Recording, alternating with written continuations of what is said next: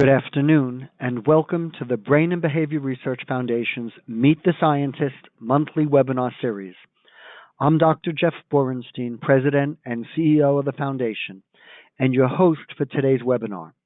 Today, Dr. Christina Gremel will present how drug dependence impacts decision-making.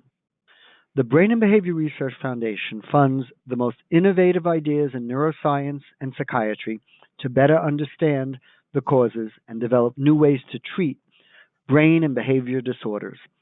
These disorders include addiction, ADHD, anxiety, autism, bipolar disorder, borderline personality disorder, depression, eating disorders, OCD, post-traumatic stress, and schizophrenia. Since 1987, the Foundation has awarded more than $408 million to fund more than 5,900 grants to scientists around the world. I'm delighted to introduce Dr. Christina Gremel. Dr. Gremel is Assistant Professor in the Department of Psychology and Neurosciences graduate program at the University of California, San Diego. She was a 2015 Young Investigator grantee and a 2018 Friedman Prize winner honorable mention. Today's webinar will begin with a presentation. This will be followed by a question and answer period. To submit your questions, please use the questions tab on the control panel on your screen. Feel free to submit the questions at any time. Following the presentations, I will ask as many as possible in the time allotted. And now I'm pleased to introduce Dr. Gremel. Christina, the floor is yours. Great. Well, thank you for that very kind introduction.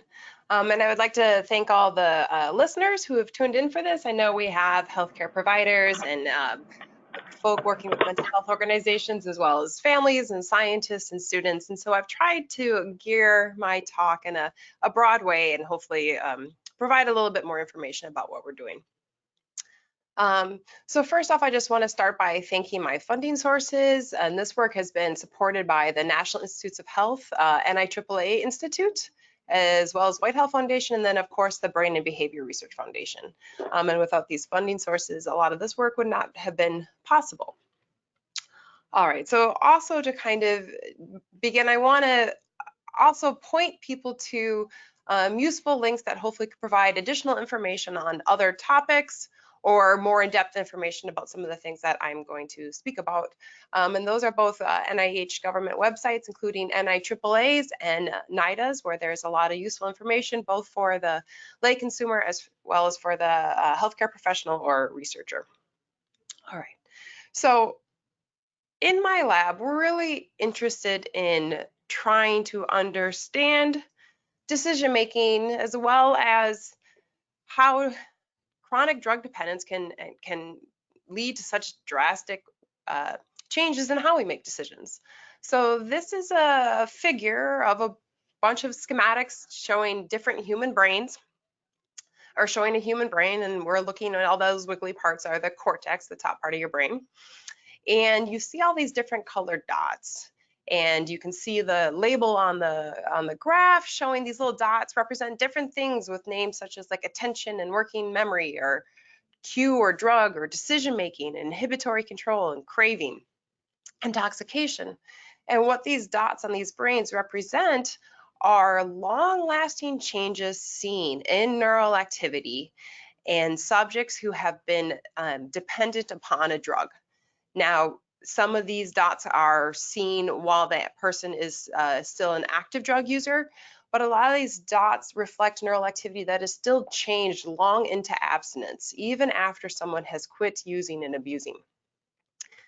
There have been long-lasting changes seen in decision-making circuits related to addiction, and so there's a lot of interest trying to understand what exact processes have been disrupted, with the hopes that perhaps gaining this understanding will help develop new ways of treatment or alleviate other problems that come along and when someone is trying to abstain. All right, so in our lab in particular, we're quite interested in investigating alcohol dependence. And a lot of what I will tell you today may be extended to other types of drugs, as a lot of the phenomenon have been seen with different types of drugs, but I'm going to really focus today on what we've been seeing and what others have been seeing with alcohol dependence. So just a little bit of a brief recap. When we think about alcohol dependence, we also talk about alcohol use disorder. It's a chronic relapsing brain disease. Those suffering have really hard time stopping or controlling their alcohol use. And this is even in despite of adverse social or family problems with the job, and as well as a whole host of additional health consequences. And alcohol use disorders can range from being mild to more severe, but it appears recovery is possible regardless of that severity. And this is a significant problem here in the United States. Just back in 2010, alcohol misuse cost the United States about a little under $250 billion. More recent surveys on use suggested that about 26% of people within the US, adults, reported that they engaged in a binge drinking episode in the past month, with about 6 to 7% reporting more heavier alcohol use in the past month as well. So this is a prevalent disorder. It has very negative and severe consequences, and it's quite common.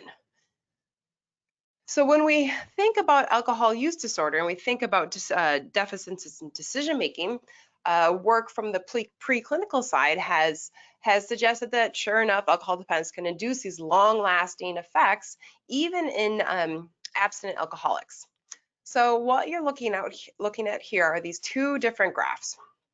And if we look at the x-axis, or the one going along the bottom, you'll see three groups. One is a control, and then these other two groups reflect the number of detoxifications the patient has gone through. So you have a single detoxification and then a multiple detoxification. And in this particular study, what they were looking at was cognitive flexibility. Or the ability, cognitive flexibility. So the ability to change what you're doing if it's no longer the most adaptive behavior. So if you're making one choice and that choice stops being rewarded or is no longer the best choice, you should switch and make the other choice. And normally healthy people will do that. They will shift their behavior and make a more adaptive choice. But what was seen in abstinent alcoholics that had undergone either a single detox or a multiple detoxification is that they made more errors and kept persisting making the wrong choice instead of switching to the more adaptive choice.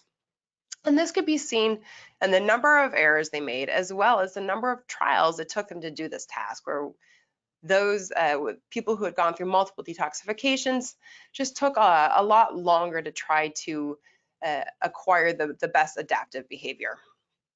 And so in alcohol dependence, increasing the number of detoxifications, it seemed to impair this ability for cognitive flexibility. That's necessary for appropriate decision making.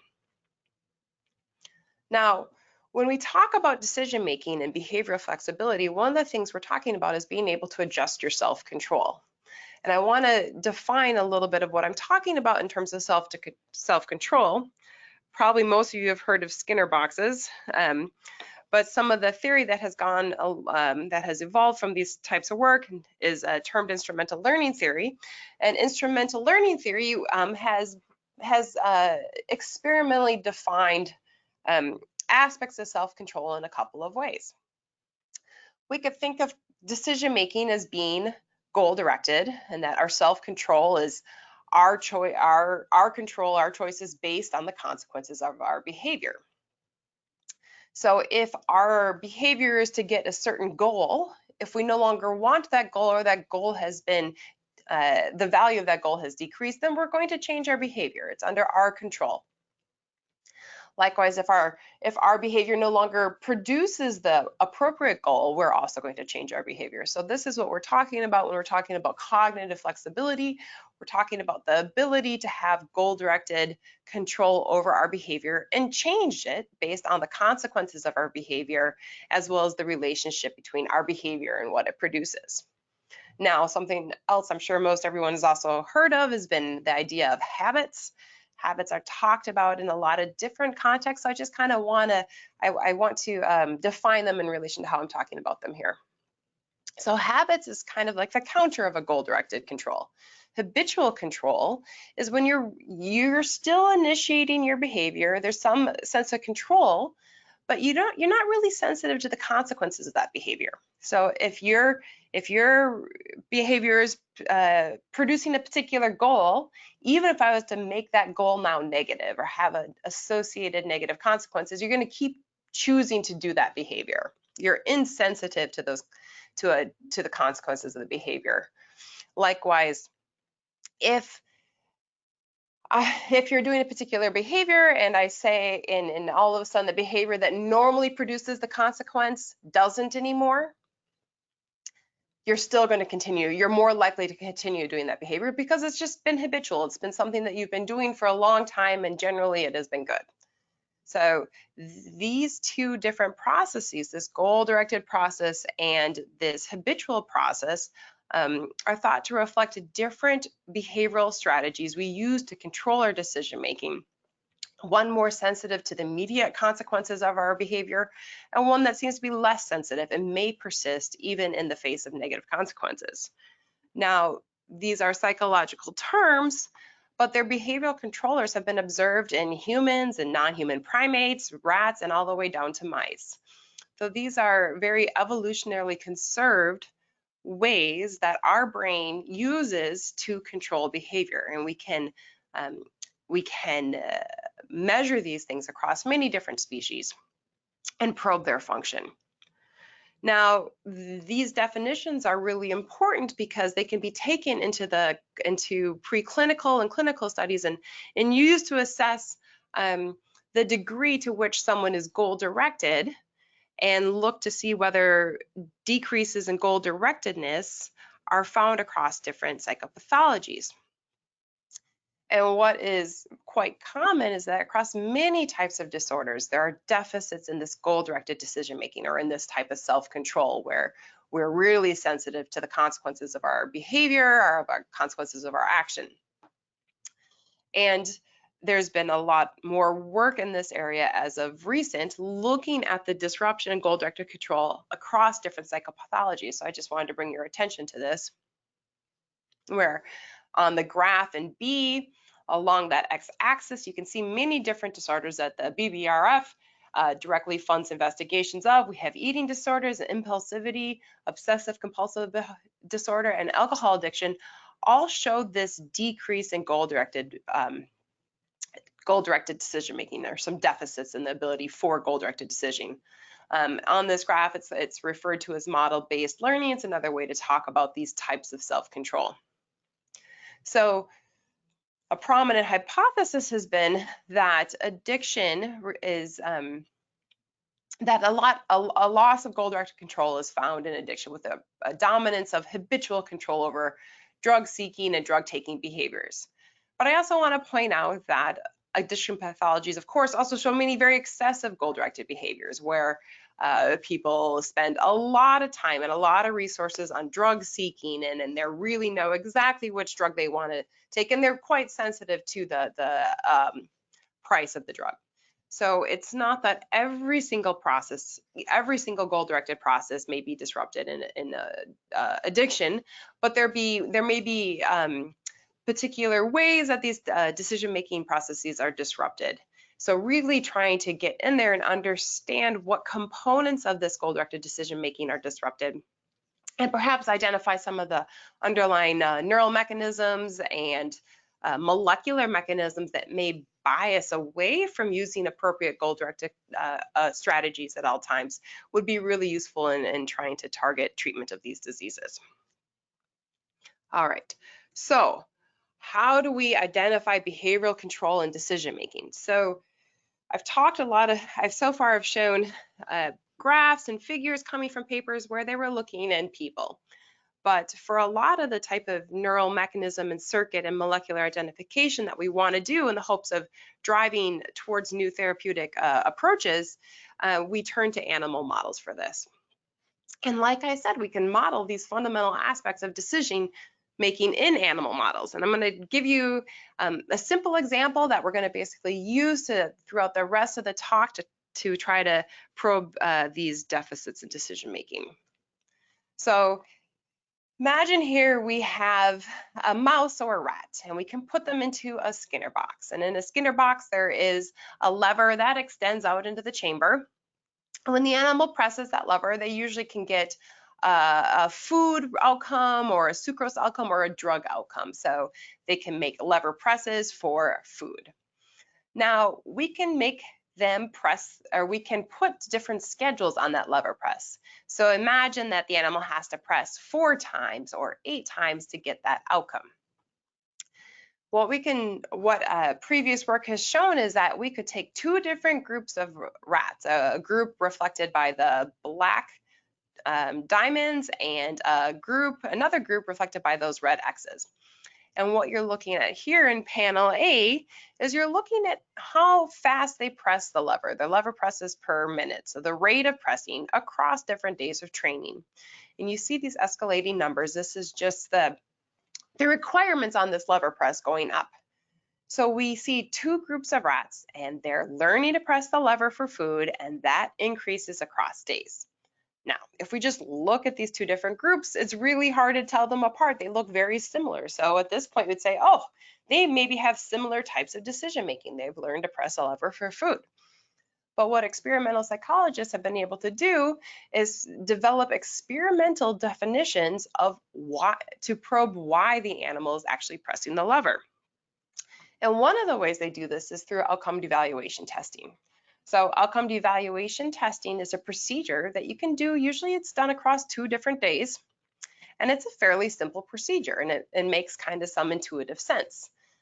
Let's say we have on one day, which we call the D-value day. Let's say we let that mouse or rat eat as much of the food as they want, and then we let them continue eating this food until they're satiated, and then we can put them back into that Skinner box and ask them to press the lever, or we can measure to see how much they actually want to press the lever. Now we do this in extinction where the food is not delivered, because the question we're asking is, even though you just ate a whole lot of that food and you're no longer hungry for it, you've undergone what's called sensory specific satiation, will you continue to press the lever for food? We can compare that to a different day, which we call the value day, where they're able to eat as much of a other outcome, in this case sugar water, as they want to. So they can become sated and they're no longer hungry, but they were sated on something other than the pellet that they normally press the lever for. Once again, after they're sated, we can put them back into the chamber and they can press the lever, and we can examine how much they pressed the lever on that value day when they were sated on the sugar water, compared to how much they pressed the lever on the D-value day where they were sated on those pellets that they normally press for. So we're asking whether the pellets can exert, if that outcome that they're normally, their behavior is geared towards getting that outcome, and we've devalued the outcome, will they continue pressing? And what has historically been seen is 2 different types of phenotypes. If you look at the group of rats in the black bars, on the x-axis, you can see that there's a valued state and a devalued state. And what you see right away is that in the devalued state, we're looking at the lever presses per minute, so how fast they were pressing that lever. And what you see in the group of rats reflected in black is that when they had that devalued state, when they got to eat as much of that food as they wanted to, that they normally press the lever for, we've devalued the consequence of their behavior. They reduce responding. However, if you look at the other group of rats in the red, you can see that they pressed very similarly between the value day where they were sated on some other outcome and the devalue day where we've specifically decreased the value of the value of their action. We've reduced the consequences of their behavior. Now, normally we talk about the group in the black, that type of behavior that's reflected in this difference between the valued and the devalued state as reflective of goal-directed control. Well, the bars in the red, where they're more similar between the red between the valued and the devalued states. We refer to this as habitual control, because in the black bars shows that this behavior is sensitive to negative consequences. We no longer want the food, so we're going to stop responding. While the red bars reflected more of habitual, we're going to keep responding even though that food now has some negative consequences, or we don't want it anymore. So why is there this difference between these two bars? What these two bars reflect are two different groups of rats. One was just a control group that proceeded normally, had no experimental manipulation. However, the rats reflected by the red bars had undergone previous chronic unpredictable stress. And that previous chronic unpredictable stress was sufficient to disrupt goal-directed control and leave animals more reliant on habitual strategies. So this is how we can identify some of the behavioral controllers mediating our self-control and decision-making. We can do these types of lever press tasks where we can change the value of the consequence that you're normally lever pressing for and examine the behavior. So this is all what we term experimentally defined behaviors. Now, when we think about these two different behavioral strategies, we can ask whether they're similar, whether they emerge in the same way across time, if they're parallel processes.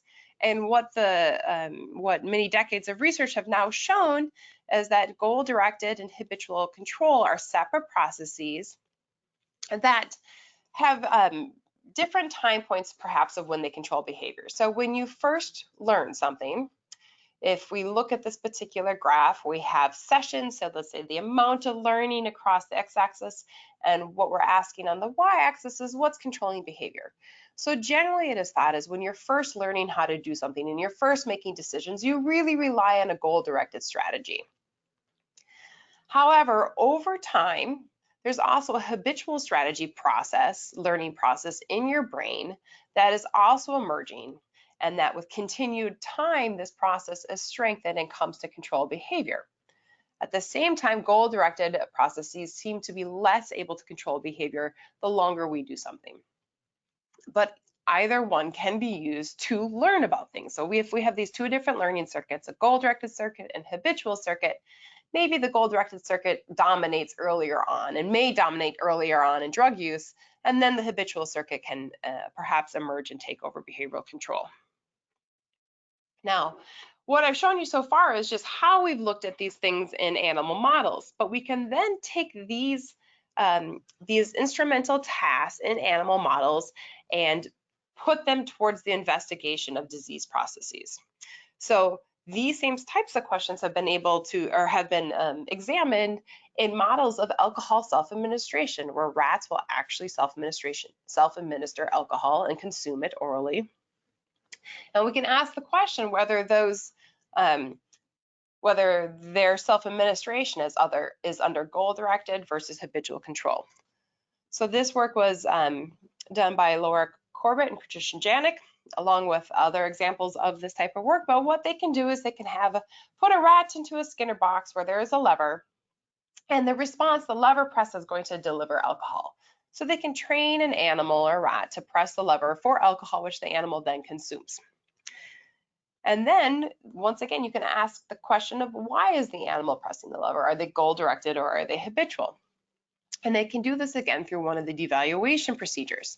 So they can manipulate the value of alcohol either by allowing an animal to drink as much alcohol they want and thereby reducing the value of alcohol, or they can also pair alcohol consumption with some type of illness such that there's a memory formed that alcohol produces illness. So they're reducing the value of alcohol by associating it with a negative consequence.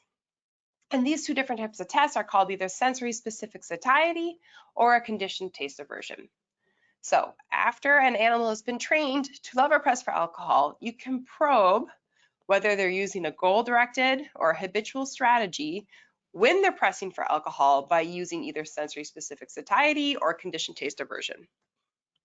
And then after this devaluation, once again, we can have a test procedure where you put them back in the box, they can press the lever, and what we're asking for is what we're asking is whether the memory of alcohol, even though it's been devalued, will you continue to respond for that alcohol, or will you reduce your behavior because it has now been paired with negative consequences? So what others have seen is that if you let animals self-administer for just 2 weeks, and we're looking down here at the bottom of the slide on panel E, and we have our devalued state where they either underwent sensory-specific satiety or a conditioned taste aversion, and we compared how many lever presses they made in the devalued compared to a non-devalued state. If animals have only been self-administering alcohol for about 2 weeks, they still show a reduction in the devalued state. That means they're still goal-directed. They now know alcohol is neither as motivational as it used to be, or it's now been paired with negative consequences, and so they reduce responding when it's devalued. However, if you have animals who have been self-administering alcohol almost every day for 8 weeks, so a long time in a rodent's life, what you see is their decision-making is no longer goal-directed. They continue to press the lever for alcohol, as reflected by no difference between the devalued and the non-devalued or the control state. They continue to press for alcohol, even though it's now associated with negative consequences. So this suggests that long-term alcohol self-administration leads to a reliance on habitual control. Now, these animals, not only have they been drinking alcohol for 8 weeks, but they've also been pressing a lever for 8 weeks. And so there's two different things that may both be contributing to the development of habitual control. One is just the amount of lever pressing and training and learning that they've undergone has maybe biased them to start using more habitual processes. The other potential contributing factor is that they've also been exposed to just a lot of alcohol on its own. And this leads to the question of, does alcohol dependence itself, just being exposed to a lot, having your brain be exposed to a lot of alcohol, is that sufficient to change the neural circuits and change decision making that we use in everyday life? So the question would be, is alcohol dependence induce changes in the brain to reduce our reliance on goal-directed strategies and make us biased to use more habitual strategies, independent of whether our decision is for going to seek out more alcohol or even just in our daily life? So my lab set out to examine this question, and we needed to use a validated way of trying to induce alcohol dependence in mice. So mice and rats and rodents in general are sensitive to the bitter taste of alcohol, like many of us are. And oftentimes you have to do little tricks to try to get them to drink by adding in a lot of sugar, like we do with human alcohol, or maybe food restricting them so they want to get more of their calories through alcohol. But even then, it's hard to get animals to necessarily drink a lot where they actually, where we can actually induce a physical dependence like we see in humans. So what the field has kind of coalesced around and has used is this well-validated model of ethanol vapor dependence. So what we do is we have mice breathe ethanol vapor, and they do this at very high levels for a long time. And what this does is it produces physical dependence on alcohol. So they're never drinking alcohol per se, but they're breathing it in, and that vapor is raising blood alcohol levels in their bloodstream, and it is changing their brain. So this vapor procedure is they can stay in their home cage and be put into a chamber, so they're still with their their cage mates, and they are in these vapor chambers for 16 hours a day for 4 days a week for 4 weeks, and their blood alcohol levels are coming up to about twice the legal limit. So we do this vapor procedure for a month. And what I want to point out is that there are these repeated withdrawal episodes in between each vapor exposure. So they're in there for 4 days, and then they're going through withdrawal over the weekend. And it's thought that this withdrawal component is very necessary to mimic the changes that have been seen in human alcoholics. So we can kind of mimic those changes down in this mouse model. And mice that are coming out of this model have been shown to have shown more withdrawal severity. So going through withdrawal, they show more severe signs. They're tolerant to some other aspects of alcohol exposure. Mice coming through this vapor exposure will actually drink more and they will seek more alcohol. So this is a well-validated model of alcohol dependence, and it's been widely used to try to examine the effects of alcohol dependence on the brain and behavior. So what we do is we can put mice through this vapor procedure, and then after they're done in acute withdrawal, we can put them in one of those Skinner boxes and train them to press a lever for food. And we can do devaluation testing. And the question we can ask is, did this prior induction of alcohol dependence, just making them physically dependent on alcohol, did that just change their decision-making circuits? So one of the tricks we want to be able to use to see if an animal is more goal-directed or more habitual is that we can actually train each of these strategies in the same mouse. And we can get a mouse to shift back between being goal-directed in one situation and habitual in the other. So what we can do is we can put an animal into one box and have them press a lever. And I told you that we can have different work requirements on lever pressing, like how many times they have to press it, or is there a particular schedule that they have to use? And we can put a schedule on there that biases use of habitual behavior. So we can put a mouse into context A and they have to press a lever, that left lever for food, under a schedule that makes them more habitual. We can then immediately put that animal into a different context, but they have to press that same left lever for the exact same food. But now they're using a schedule that has been shown to bias goal-directed behavior. Once we train an animal up in this, we can then sorry, my apologies for jumping ahead. So we did this with animals who have been exposed to this alcohol dependence induction. They're the group CIE.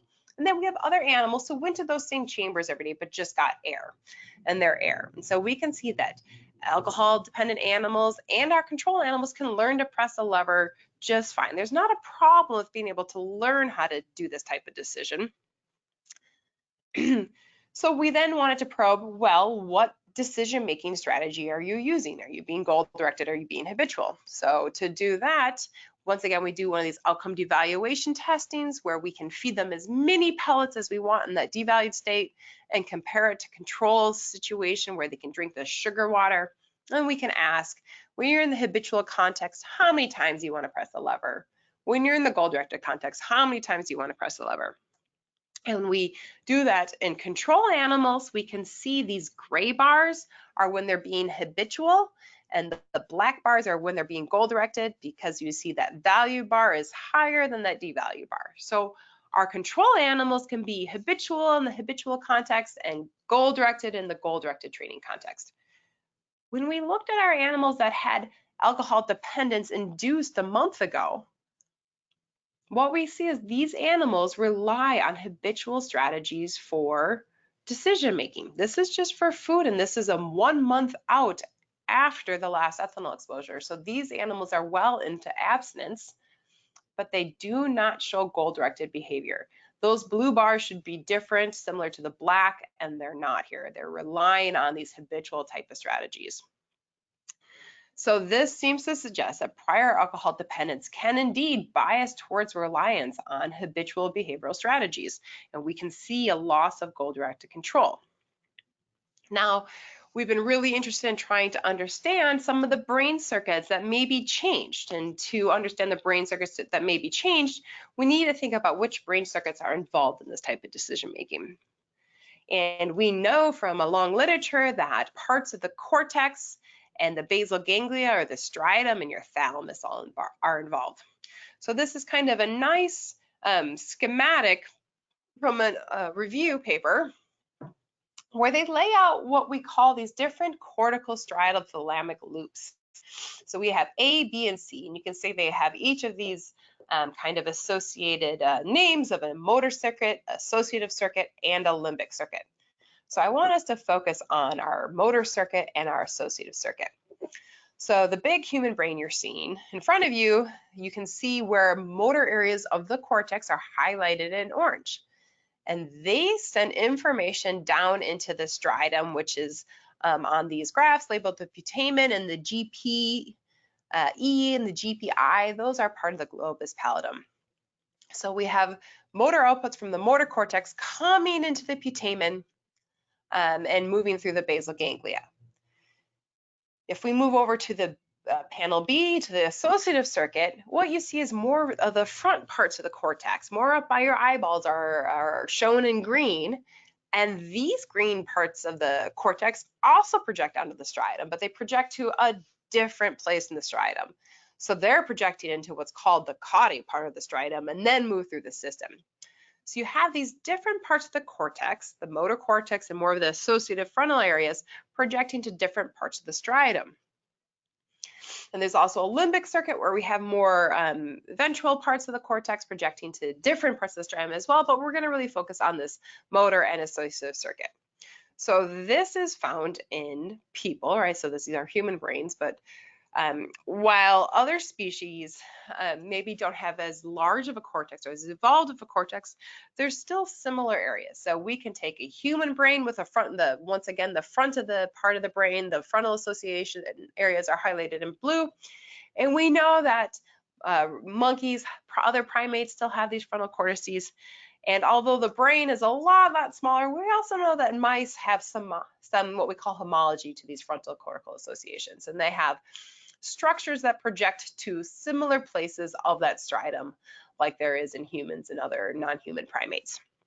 And we do our work in rodent models, and so I want to just tell you a little bit about what we know about how these cortical areas project into the striatum in a rodent. So this is kind of a busy graph, but the big outline that you're looking at straight ahead of you that has the colors and the words hind limb and trunk and forelimb, those colored areas reflect the striatum in rodents. And up above that on the left-hand side, you have the rodent cortex, and then you see the SMC, which is some more of the motor areas and motor control. And then you have frontal cortices reflected in blue and purple and pink and red. What you can see is the frontal part of the cortices project into more medial or middle area of that striatum, and the motor areas project to the more lateral portions of the striatum. The reason why I'm bringing this topography up is because different portions of the striatum have been shown to differently control goal-directed versus habitual decision-making. This center or more medial part of the striatum is really important for goal-directed control. If there are problems with this area in humans, or if you lesion this area in other animal models, such as in rats and mice, they can no longer show goal-directed control. They're always reliant upon habitual processes. Likewise, if you were to lesion the lateral part of the striatum, that like green-blue color, you lose habitual control. You can only use these goal-directed processes. So within our brains, and this has been seen in neural activity in humans as well, that these different parts of the striatum, the medial striatum or the caudate striatum in people, is involved in goal-directed control, and the lateral part of the striatum or the putamen in primates is involved in habitual control. And either system can control the behavior. And what scientists think is likely is that both of them are contributing to kind of a gradient of control, where in some situations we may be more goal-directed, and other situations we may be more habitual. So the question is, does alcohol dependence change this striatal control? And one way that it may change striatal control is by changing how the cortex talks to striatum. So up in the cortex, those blue and purple colors are projecting down into striatum, and it could be that alcohol dependence changes how the cortex functions and what kind of information it's sending to the striatum to control our decision making. One of the regions that we know is really important for striatum or for decision making in the cortex is called the orbitofrontal cortex. So this is a part of your cortex that sits kind of right, if you think about your eyebrow bones, right behind your eyebrow bones, kind of up above your nose, a little bit more medial. And the OFC has been heavily implicated in value-based decision-making in people as well as rodents. So on the left is just a cartoon scan of a brain and kind of where the OFC would sit within that scan. as well as then a picture of a rodent OFC, where those yellow dots are a genetic tool that we put in the animal's brain, and it's in the region of this orbitofrontal cortex. So we're able to look at neural activity of the orbitofrontal cortex in humans, as well as monitor and manipulate neural activity of the orbitofrontal cortex in rodent models. In humans, we've seen that this orbitofrontal cortex does seem to change in alcohol dependence. So once again, if we ask the question whether OFC activity has changed in abstinent alcoholics depending upon the number of detoxes they've gone through, a single detox or multiple detox. And what you're looking at in panel C is the three far left bars reflect neural activity in the orbitofrontal cortex. And this is activity of the OFC in response to looking at fearful or emotional stimuli and being able to disambiguate between them. And what has been commonly seen is that when in alcoholics who have undergone multiple detoxes, is that their OFC is just less active. It's not as responsive when viewing these fearful or emotional stimuli. And another study, preclinical researchers reported that the OFC is less active than it should be. And this decreased OFC activity was associated with impaired decision making. So abstinent alcoholics were asked to choose between a small immediate reward or whether they could wait for a delayed but larger reward. And abstinent alcoholics were more likely to go with the small immediate reward. And this behavior was tied to reduced OFC activity. So the less activity in OFC, the more likely they were going to choose the small but immediate reward. And this choice of small but immediate reflects not the best adaptive decision making that they could be making in terms of waiting for a larger reward that may be a little bit delayed. So work in human alcoholics has and in humans in general has implicated OFC in value-based decision making, and that this seems to be impaired in alcohol dependence. We also know that OFC neurons can change their activity during decision making. So it's possible for scientists to record from single neurons in the brain, and what all these little black dots are on these schedules are these raster plots. So every little black dot is a neuron firing action potential, which is the way neurons communicate with other neurons. They send an action potential, which is the electrical and chemical information. And we know that OFC neurons can increase or decrease their activity during decision making, implicating them in this type of value-based decision making. We also know that if we damage the OFC, we can disrupt decision making, and we once again use this lever pressing and outcome devaluation task to have animals press the lever for food. But in one group of animals, we had actually lesioned the OFC. A lesion is when we can kill those neurons just selectively within the OFC. And when we did that, we found that animals no longer made goal-directed information. So when we induced damage to the orbitofrontal cortex, mice and others have shown rats do not use goal-directed strategies to control their decision making.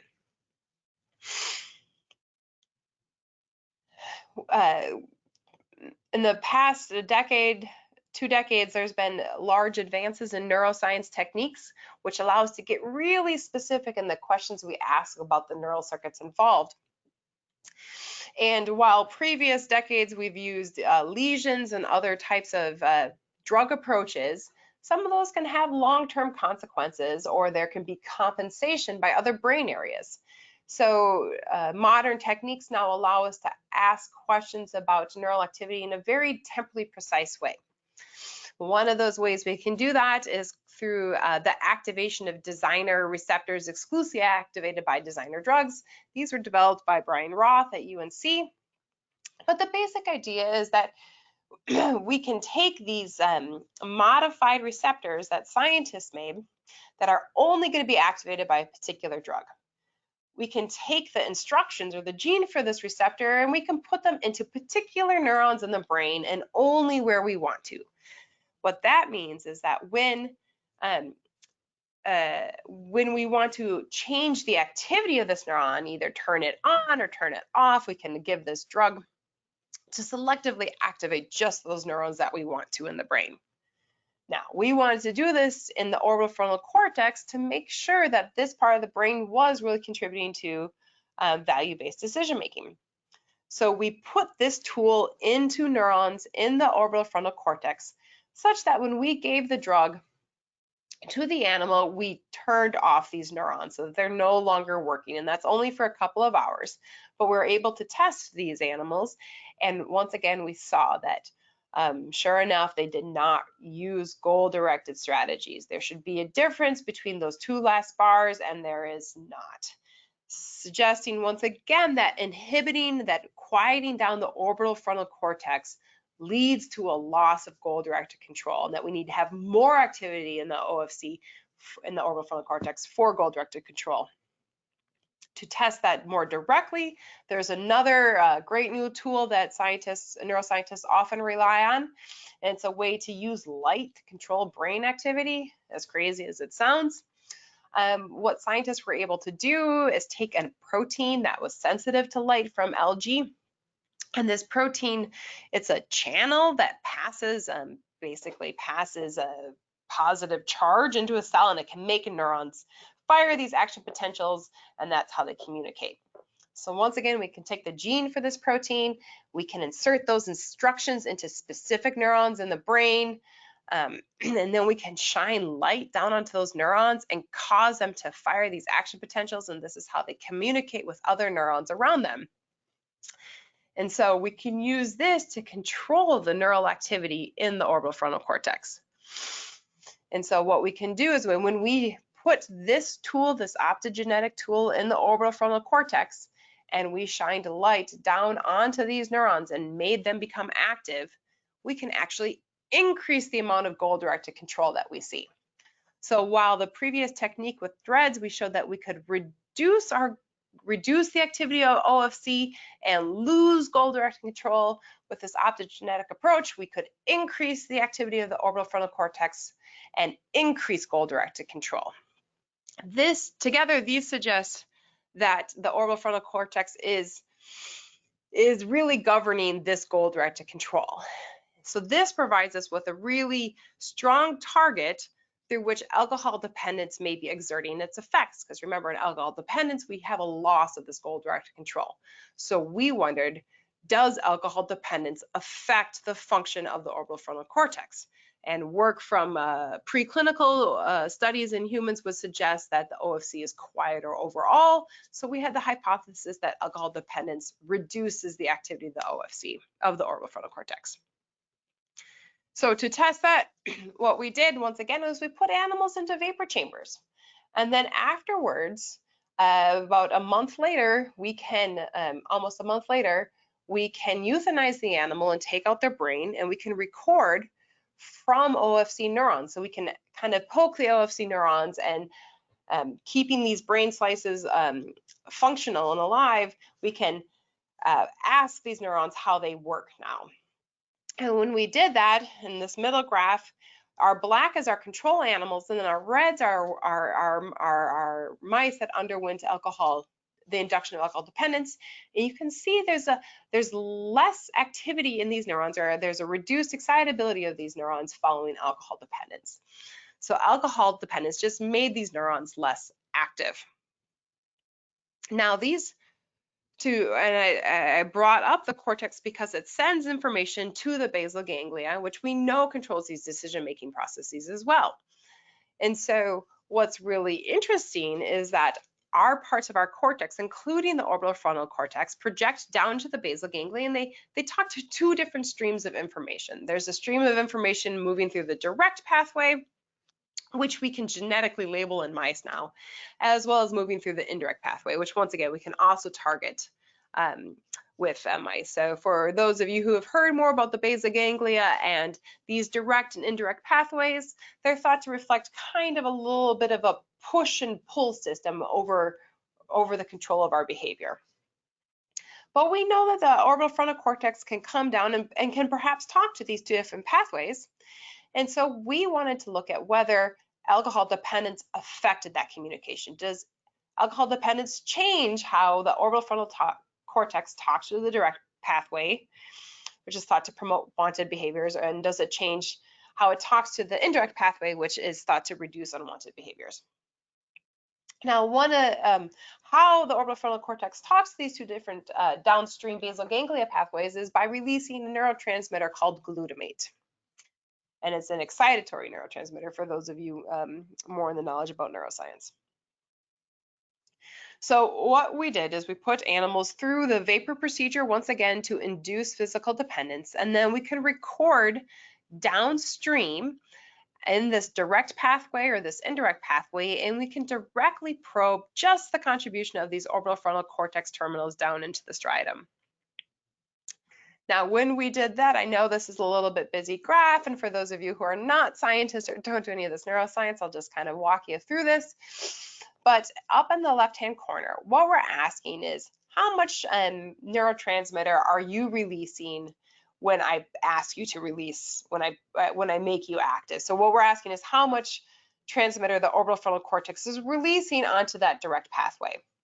And kind of not intuitively, the black line, when you're below 1, it means you're releasing more neurotransmitter, and when you're above 1, you're releasing less. So what you see here in our air controls is that they have a high probability of releasing glutamate. However, in alcohol-dependent mice, that is reversed, and there's actually a really low probability of them releasing glutamate, or another way of thinking about it is of them passing information down into basal ganglia circuits. What was interesting is that this was really just onto that direct pathway of the basal ganglia and not the indirect pathway, suggesting that there is an impairment in alcohol dependence and the ability of a part of the cortex known to control value-based decision-making, its ability to tell that information to the pathway in the basal ganglia that helps promote wanted behaviors. So our work has suggested that alcohol dependence not only makes the activity, reduces the activity of these orbitofrontal cortical neurons, but it also reduces the amount of information that it sends down into basal ganglia. Now, if these changes that we're observing just in a brain slice, if they have any relevance for the behavior, we should be able to manipulate the activity of these neurons in alcohol-dependent mice and try to restore this goal-directed decision-making. So to do that, what we can turn to is once again that DREADD, or that designer receptor exclusively activated by a designer drug. And we can use a variety of that receptor that's going to actually increase the activity of these orbitofrontal cortex neurons.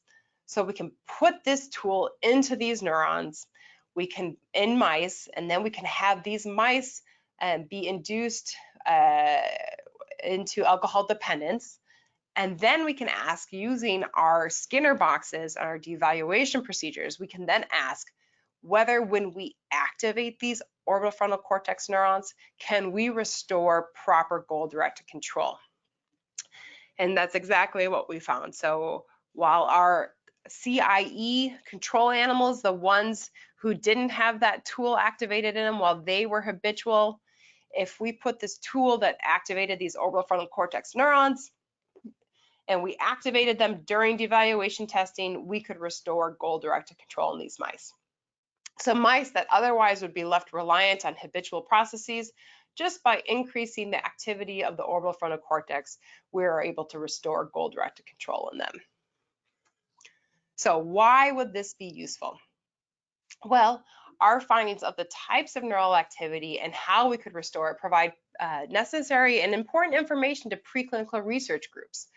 They can use these findings to try to help investigate molecular mechanisms and potentially identify targets for drug therapies to help aid in recovery. It's also pertinent to the design of recent transcranial magnetic studies, TMS, in other words, that have been used to try to examine cortical perturbations to change different types of decision making. And perhaps it could be that you could use these findings to help guide TMS studies that would try to restore cognitive behavioral flexibility in the orbitofrontal cortex. So when we start thinking about future ways to alter circuit function in humans, Well, I've talked to you about DREADD technologies and optogenetic technologies that we've used in rodent models to change brain activity. In humans, in addition to cognitive behavioral therapy, it could be that TMS or transcranial magnetic stimulation could be used to modify the activity of these types of cortical areas. And it's perhaps a promising new venture that scientists are exploring. All right, with that, I would like to say thank you for listening, and I look forward to your questions. Well, let me say, on behalf of all of us, thank you for the work that you've been doing and for a really excellent presentation that gives a sense of the breadth of approaches to understand how the brain works, how that relates to a particular condition, and then how that can potentially lead to new treatments. So thank you for really sharing all that. Oh, no, you're welcome. It's been fun. I want to ask, when you look at what you're going to be doing in the next 5 years, next 10 years, where do you see your research going? And then if you came back in 5 years from now, what would you be telling us? So we're really interested in trying to understand how dependence affects the cortex control over decision making in general. So we're looking across different parts of the cortex, and to try to answer this question, we need to identify how different parts of the cortex are contributing to our decision making, such that when it goes awry, we can then look at different parts of the cortex. Now, not every part of the cortex is going to change in the same way in drug dependence. And so we think there's a lot of work that needs to be done to try to understand how different portions of our cortex are disrupted, what the disruption means for our decision making, and other particular ways we could target that neural activity to try to help restore more adaptive decision making, to just help people make better decisions about their daily lives and drug use. Thank you. One question I have relates potentially to prevention, which is in the work looking at small immediate rewards versus large delayed reward. Can you describe any work that's been done looking at people who aren't yet addicted, maybe adolescents, people at risk? And is there any work that's been done to help improve the ability to figure out who may be at greatest risk and therefore take steps to avoid the chemical dependency? Yeah, so this is a really hot topic in terms of trying to do these exact same things, is trying to understand some of these perhaps more impulsive behaviors we're seeing. Are those really produced by dependence, or are people maybe have these impulsive characteristics prior to dependence, and does that make them more susceptible to some of these dependence type factors? So people are actively looking at that both in preclinical and clinical work as well as in animal models. And in adolescence in particular, we know is quite sensitive time, that a lot of these circuits that control impulsive types of behaviors, our cortex especially, are still developing into your mid-20s. I always tell my undergrads, be careful, your brain is still changing. But a lot of drug use during these time periods it seems to affect how these circuits mature, and then the ability to use these circuits to control these types of impulsive type decisions. And that is an area that a lot of people are pursuing. So hopefully we'll get further with that and get more information soon. Good, thank you. And I think I'm going to emphasize an important point you just made, that the brain continues to develop through the mid-20s. So yes. Especially as marijuana is being legalized in locations around the country, this is something that people should be aware of, that their brain is still developing, and you don't want to negatively affect the development of your brain. Yes. So I tell my children and my students, please protect the brain. As long as you can. Absolutely. Well, I want to again say thank you so much for the work that you're doing, for the presentation. I also want to thank everybody who joined us today. 100% of all donor contributions for research are invested in our grants to scientists. All of the research we fund is made possible through supporters like you, so please consider making a gift by visiting our website, bbrfoundation.org, or call 1-800-829-8289. This webinar has been recorded. If you missed any portion of the presentation or would like to share it with family or friends, please visit the Events and Webinars page on our website. I hope you'll join us again in March when Dr. Christopher Pittenger, Associate Professor of Psychiatry, Assistant Chair for Translational Research, Director of the OCD Research Clinic, and co-director of the Neuroscience Research Training Program at Yale University School of Medicine, will present brain and behavior-based strategies in the treatment of OCD. This webinar will take place on Tuesday, March 10th at 2 p.m. Eastern Time. Once again, thank you for joining us. Have a great day. Take care.